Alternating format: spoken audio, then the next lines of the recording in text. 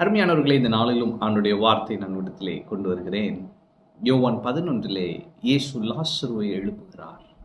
மரித்த லாசரு மரித்து விட்டான். அவனை அடக்கமும் செய்து விட்டார்கள். அடக்கம் பண்ணிட்டாங்கன்னா அவ்வளோதான்.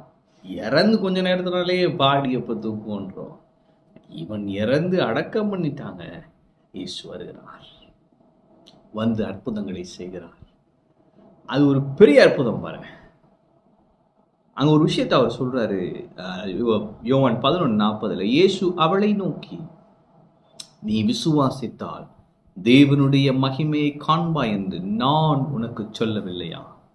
அப்ப மரித்த லாசரு, அடக்கம் பண்ணப்பட்ட லாசரு, அவ்வளவுதான் முடிந்து விட்டது என்று எண்ணிய லாசரு, இயேசு அற்புதம் செய்தார். அவர் சொன்ன ஒரே விஷயம், நீ விசுவாசித்தால் தேவனுடைய மகிமையை காண்பாய். இன்னைக்கு கர்த்தர் சொல்லுகிறார், நீ விசுவாசி, என் மகிமையை பார்ப்ப. ஆமென். அப்ப தேவனுடைய மகிமை உங்க வாழ்க்கையிலே, உங்க சூழ்நிலையிலே வெளிப்பட போகிறது. இன்று எப்படின்னா, மரித்த காரியங்கள், அவ்வளவுதான் மூடி வச்ச காரியங்கள், அவ்வளவுதான் இனிமே இந்த ரிலேஷன்ஷிப்ல ஒண்ணுமே செய்ய முடியாதுன்னு மூட்டை கட்டி வைக்கப்பட்ட உறவுகள் இல்ல, ஆண்டவர் சொல்றாரு, என் மகிமை விளங்கும். ஆமென். அப்ப லாசரு வெளியே வந்துட்டானா? அது அற்புதம் தானே.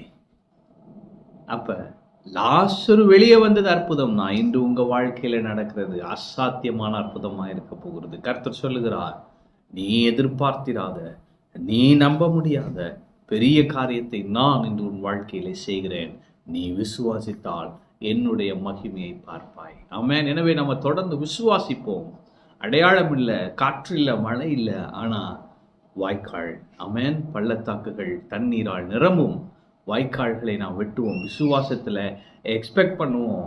பெரிய அற்புதத்தை ஆண்டவரிடத்திலிருந்து இன்றைக்கு அனுபவிப்போம். நீங்க விசுவாசிங்க, கர்த்தருடைய மகிமை பார்ப்பீங்க. இந்த நாள் ஒரு பெரிய அற்புதத்தின் நாளாக இருக்கும். பாருங்க, நேற்று குட் ஃப்ரைடே, இன்னைக்கு ஒரு சைலன்ஸ், நாளைக்கு உயிர்த்தெழுதல் இல்லையா?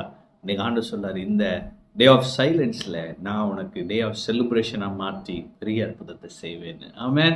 அப்போ இங்கே அமைதி இருக்குல்ல, இந்த அமைதி ஒரு பெரிய அக்களிப்பாய் மாறும். பெரிய காரியத்தை கர்த்தர் செய்வார். ஆமென். கர்த்தர் உங்களோடு இருக்கிறார். கர்த்தர் உங்களை ஆஸ்வதிப்பார்.